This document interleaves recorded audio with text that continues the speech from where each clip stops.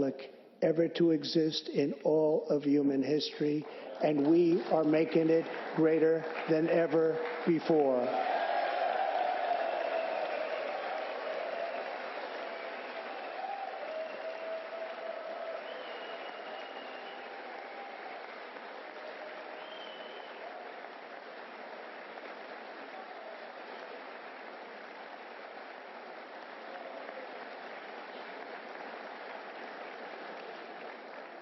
This is our glorious and magnificent inheritance. We are Americans. We are pioneers. We are the pathfinders. We settled the new world.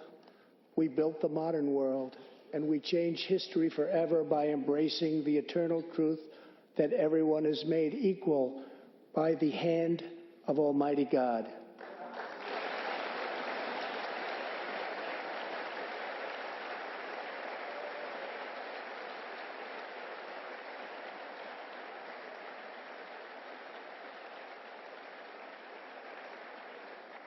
America is the place where anything can happen. America is the place where anyone can rise. And here, on this land, on this soil, on this continent, the most incredible dreams come true. This nation is our canvas, and this country is our masterpiece. We look at tomorrow and see unlimited frontiers just waiting to be explored.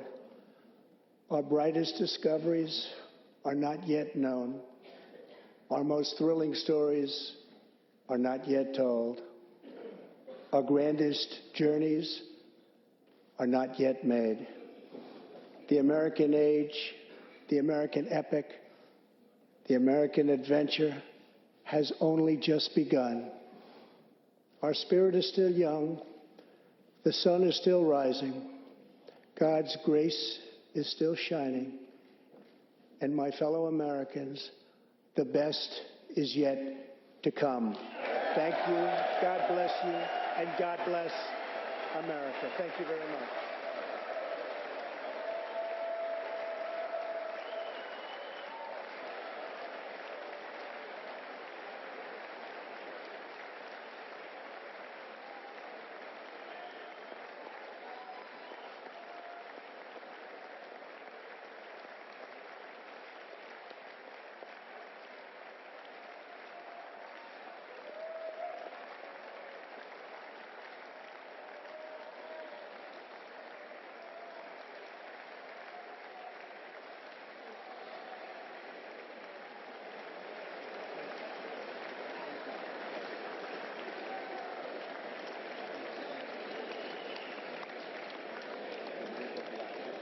1 hour and 15 minutes on the clock, and there were a lot of moments in this speech, and we'll go through a number of them, including the one you saw at the end there, where Speaker Nancy Pelosi appeared to take the speech in her hand and rip it in half.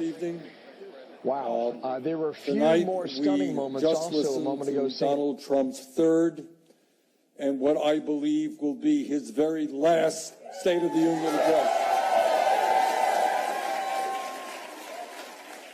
And let me take this opportunity to briefly respond to what President Trump said, and equally important, to what he did not say, and what we must do together to create an economy and a government that works for all of us, not just the 1%.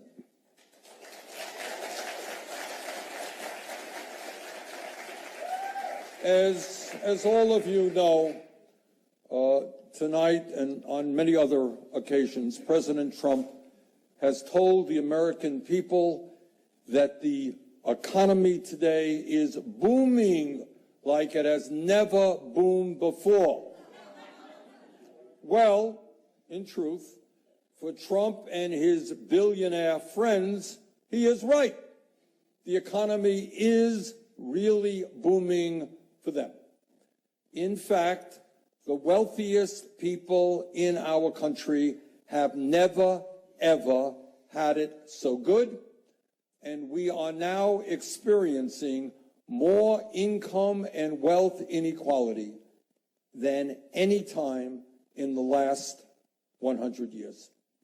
In America today, the 3 wealthiest people in our country own more wealth than the bottom half of American society, while at the same time, 500,000 Americans are homeless, including 30,000 veterans.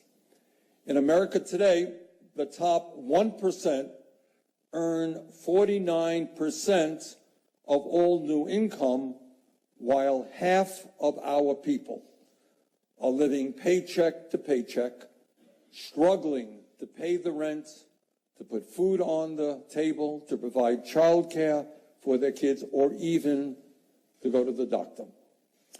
In America today, hundreds of thousands of bright young people cannot afford to go to college. Millions are struggling with outrageous levels of student debt. All the while, President Trump wants to make massive cuts to Pell Grants and other educational programs. And this is what Trump really means when he talks about a booming economy. This is what he really means. Since he has been in office, billionaires in America have seen their wealth increase by $854 billion, a 37% increase. In other words, the very, very, very rich are becoming even richer. Meanwhile, wages for the average American worker have gone up by all of 17 cents an hour over the past year after adjusting for inflation, an increase of less than 1%.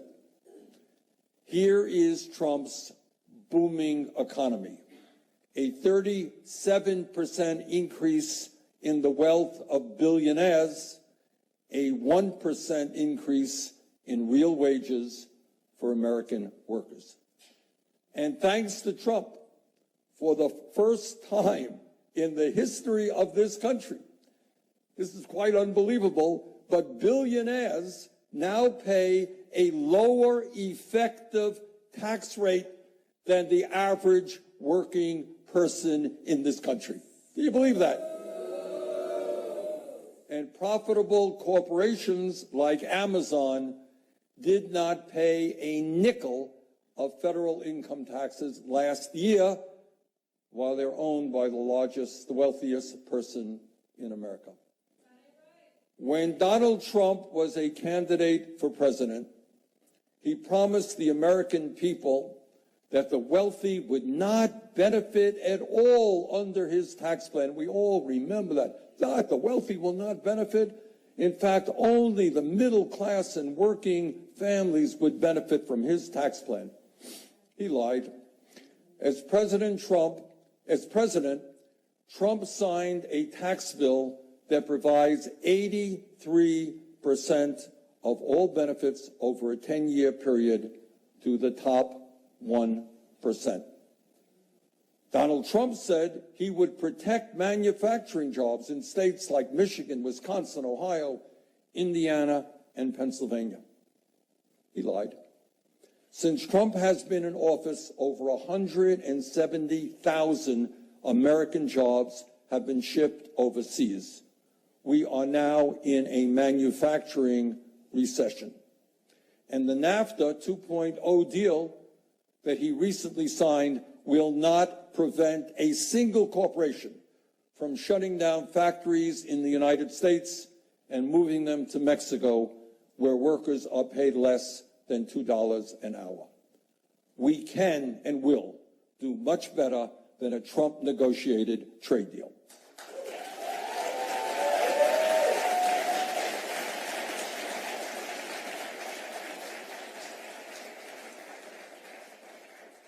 No, President Trump, this is not the strongest economy we've ever had when 87 million Americans are uninsured or underinsured, and millions of Americans have lost their health insurance, President Trump, since you have been in office.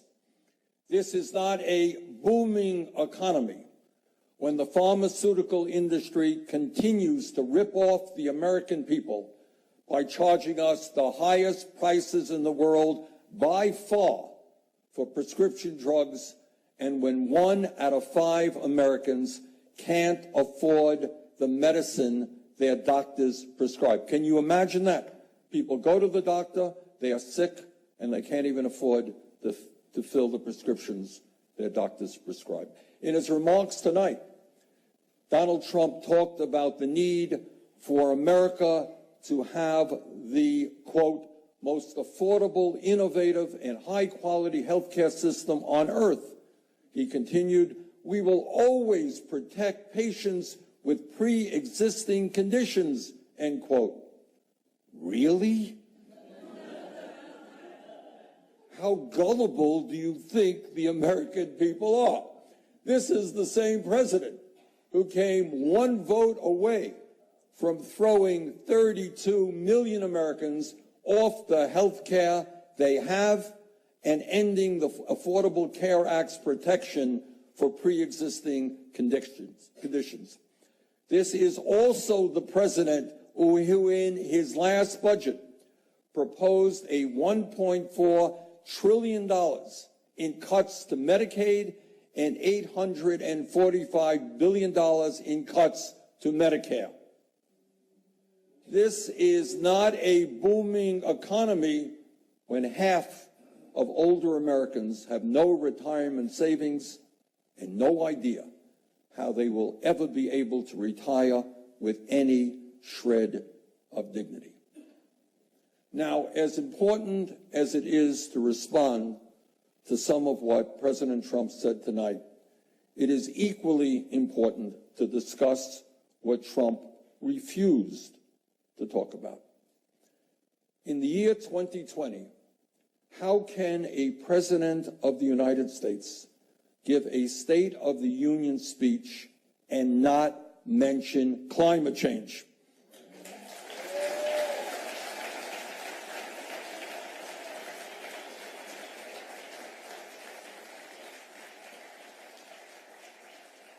How do you give a speech, State of the Union speech, and not mention climate change when the leading scientists of the world tell us that climate change is the greatest existential threat facing humanity, and that they, as scientists, have actually underestimated the speed and the severity in which climate change is wreaking havoc on our country and the entire world?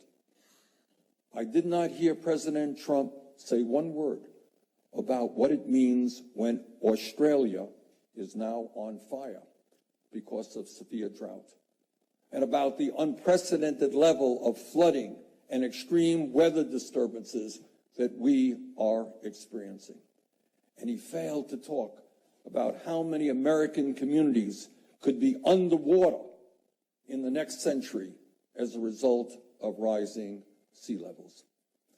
By ignoring and, in fact, exacerbating the crisis of climate change, President Trump is turning his back on the children of America and on future generations, and dooming them to live in a planet increasingly unhealthy and uninhabitable. It is truly sad that we have a president of the United States who lacks the courage to stand up to his billionaire friends in the fossil fuel industry. Tonight, I didn't hear Donald Trump say one word about gun violence or the epidemic of mass shootings that we have experienced in recent years. Together, the American people want strong policies to end gun violence, not subservience to the NRA.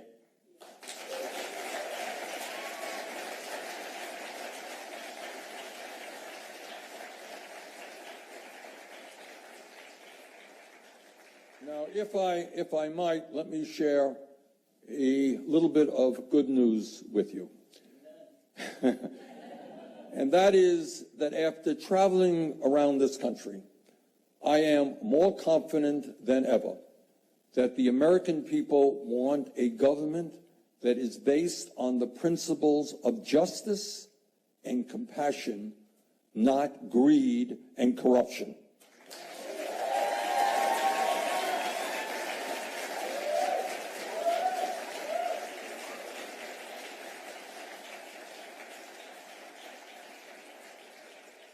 Instead of throwing 32 million Americans off of their health insurance, as Trump wants to do by repealing the Affordable Care Act, the American people understand that health care is a human right and not a privilege.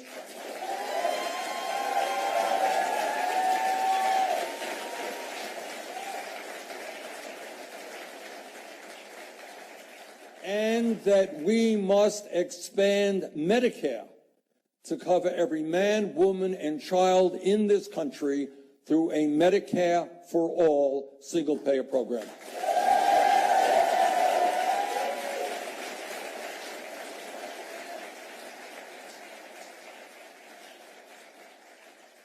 Now, Donald Trump may not like government health care, but Medicare is the most popular health insurance program in this country, and the time is long overdue for expanding it to cover all of our people.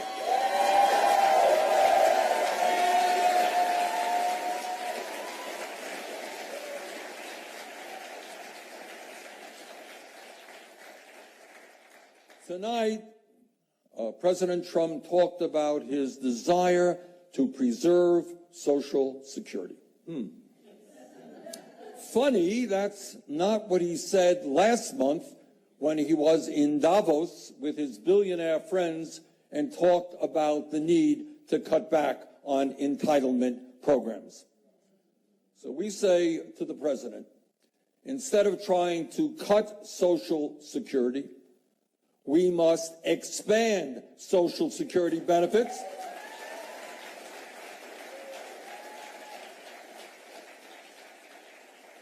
so that every senior citizen in this country can live with the dignity they deserve, and every American with a disability can live with the security they need.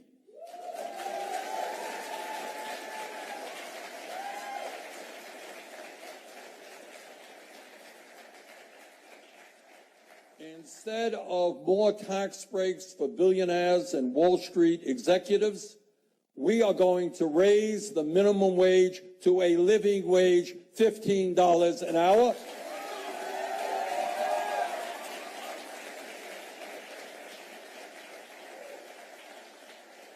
We are going to provide equal pay for equal work.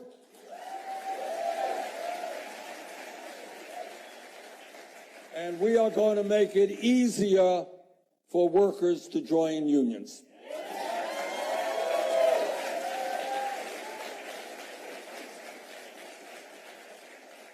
Instead of giving massive tax breaks and subsidies to the fossil fuel industry, as Trump is doing, we are going to enact a tax on Wall Street speculators so that we can make public colleges and universities tuition-free and cancel all student debt in America.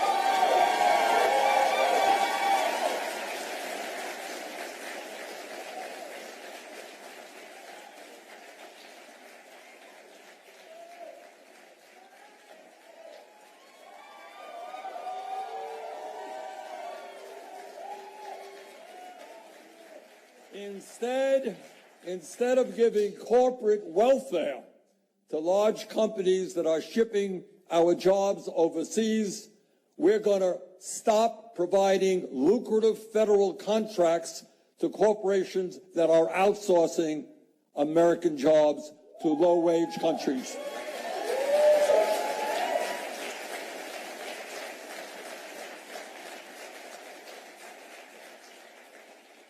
Instead of demonizing the undocumented, we are going to pass comprehensive immigration reform and a path toward citizenship for the undocumented.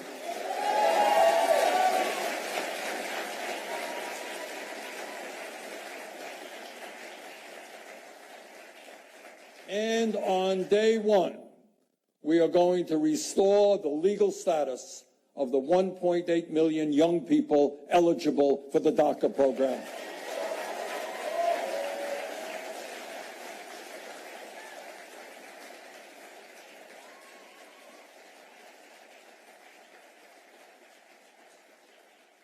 And in the richest country in the history of the world, we must not continue having more people in jail than any other country on earth because of a broken and racist criminal justice system.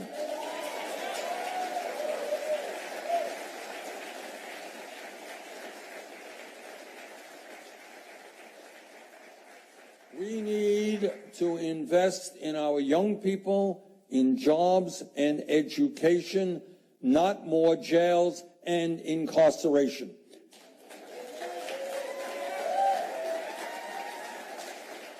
And when we talk about criminal justice reform, we need to end the so-called war on drugs and legalize marijuana in every state in this country.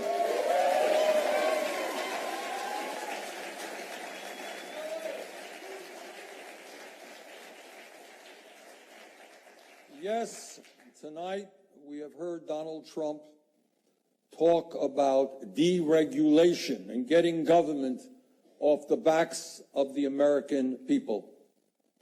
But if Trump believes that we have to get government off the backs of the American people, then he must understand, and his colleagues and friends must understand, that it is women who must control their own bodies, not the government.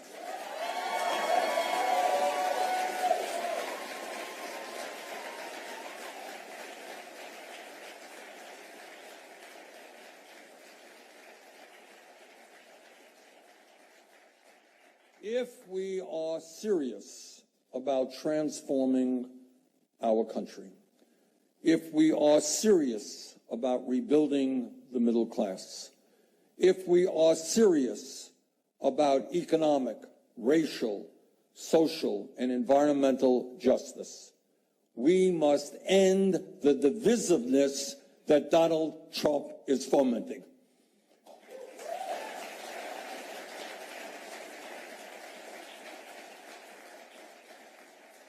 We must bring our people together, black and white, Latino, Native American, Asian American, gay and straight, and create a government based on the principles of justice.